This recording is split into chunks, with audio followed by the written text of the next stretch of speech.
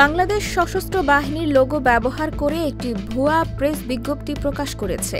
এ নিয়ে সচেতনতামূলক বিজ্ঞপ্তি প্রকাশ করেছে বাংলাদেশ সেনাবাহিনী। শুক্রবার বাংলাদেশ সেনাবাহিনীর ফেসবুকে ভেরিফাইড পেজে এক সংবাদ বিজ্ঞপ্তিতে এ তথ্য জানানো হয়।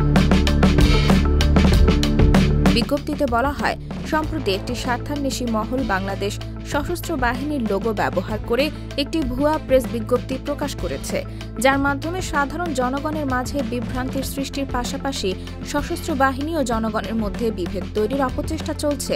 সতর্ক করে সেনাবাহিনী বলেছে, গুজবে কান দেবেন না, বিভ্রান্ত হবেন না, সত্যতা যাচাই করুন, সচেতন থাকুন। এদিকে আল জাজিরার অনুসন্ধানী সাংবাদিক জুলকারনাইন সায়ের খান সশস্ত্র বাহিনীর লোগো ব্যবহার করে এই ভুয়া প্রেস বিজ্ঞপ্তির বিষয়ে তার ফেসবুক আইডিতে একটি পোস্ট করেছেন।